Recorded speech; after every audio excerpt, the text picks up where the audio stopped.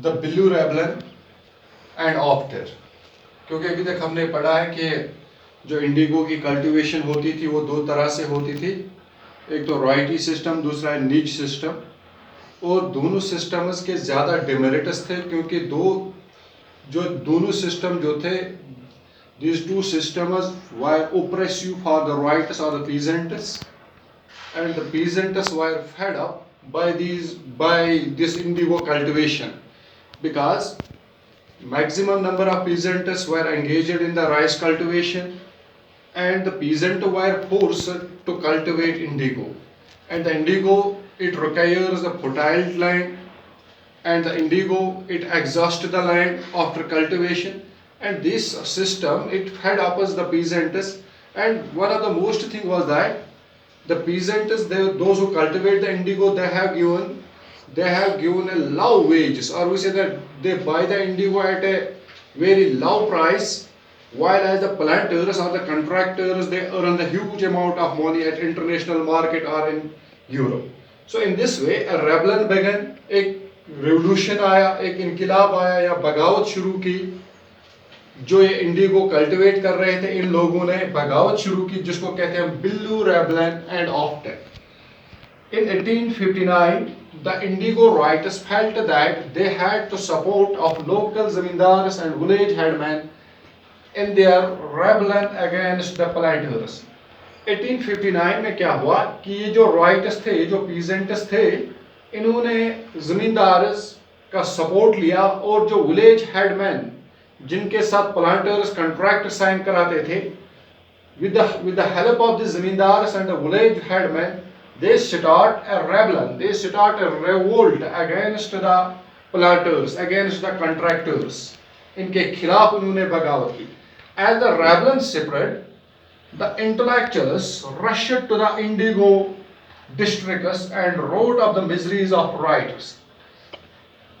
जो ये रेबलन की खबर, बगावत की खबर बाहर गई, तो जो इंटेलेक्चुअल तबका था इंडिया में, जो ऑथर्स थे, जो रिपोर्टर्स थे, they start to write about the miseries, about the deplorable conditions of writers।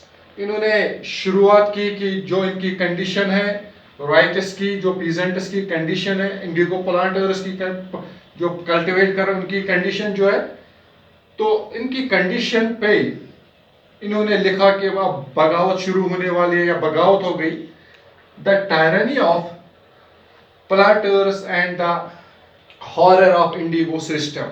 इन्होंने लिखना शुरू किया द टायरनी ऑफ प्लांटर्स, यानी the operation, the suppression of the contractors or the suppression of the planters, and the horror of the indigo system। That means the threat, the fear of the indigo system। जो खौफ, जो डर था, जो इस contractors का, जिन contractors को support था ईस्ट इंडियन कंपनी का, या जो उस वक्त की गवर्नमेंट थी, British government in Indian, with their support the planters, they suppress, they oppress these writers are these peasants।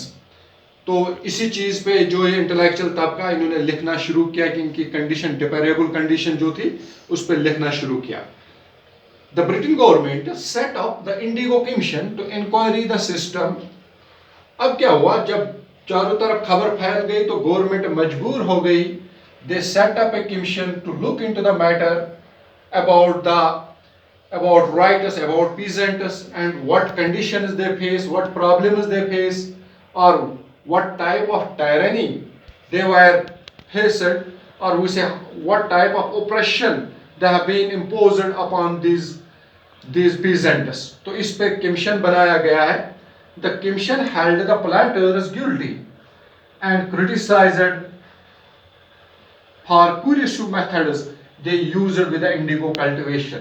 अब जब कमीशन बनाया तो इसमें क्या हुआ, जो प्लांटर्स थे, जो कॉन्ट्रैक्टर्स थे, इनको कसूरवार ठहराया गया कि, और इनकी जो पॉलिसी थी इस पे क्रिटिसाइज किया गवर्नमेंट ने कि आप जो ये जुल्म कर रहे हो, कुरेसिव मेथड जो आप ऑपरेशन कर रहे हो, ये खत्म कर लो। यानी अब दबाव बन गया प्लांटर्स के ऊपर, कॉन्ट्रैक्टर्स के ऊपर कि ये जो सिस्टम है आपको इंडिगो कल्टीवेशन का, ये जो तैयार किया, ये ठीक तरीका नहीं है। After revolt, the production now shifted their operation to the Bihar. अब साउथ इंडिया से लेकर इसका ऑपरेशन अब ये साउथ इंडिया को छोड़कर अब ये बिहार की तरफ इंडिगो कल्टीवेशन शुरू होने लगी। In this way finally the Mahatma Gandhi visit in 1970 marked the beginning of Champaran movement against the indigo planters। जब बिहार में भी यही ऑपरेशन शुरू हुआ, यही सिलसिला शुरू हुआ, तो महात्मा गांधी ने 1970 में चंपारण तहरीक चलाई, मूवमेंट चलाई, जिसको हम कहते हैं दूसरे लफ्जों में चंपारण सत्याग्रह। तो उस वक्त महात्मा गांधी का जो कैरियर था वो बिगनिंग होने वाला था, उसकी शुरुआत होने वाली थी। वो रिसेंटली साउथ अफ्रीका से वापस आ चुके थे and 1917 Mahatma Gandhi began with his career with the movement that is Champaran movement or the Champaran Satyagraha, or we say it was a hunger protest or hunger strike or fasting against the government, against the planters। In this way that is called the Billu Rebellion, और इसी को कहते हैं हम बिल्लू रेबलन। इस तरह आपका जो ये एनसीईआरटी बुक में टॉपिक है फाइनल, ये जो हम पढ़ रहे हैं कि ruling to the country, sorry this ruling to the country side, कि कंट्री में क्या क्या हुआ था, किस तरह रूल हुआ, किस तरह लोगों को इस्तेसाल किया गया। तो इसका जो एनसीईआरटी बुक है इस यूनिट का, यूनिट सेकंड का, ये यूनिट थर्ड का एक फाइनल टॉपिक था ruling to the country side. इसमें जो बिल्लू रेबलन था ये इंपॉर्टेंट था इस यूनिट में।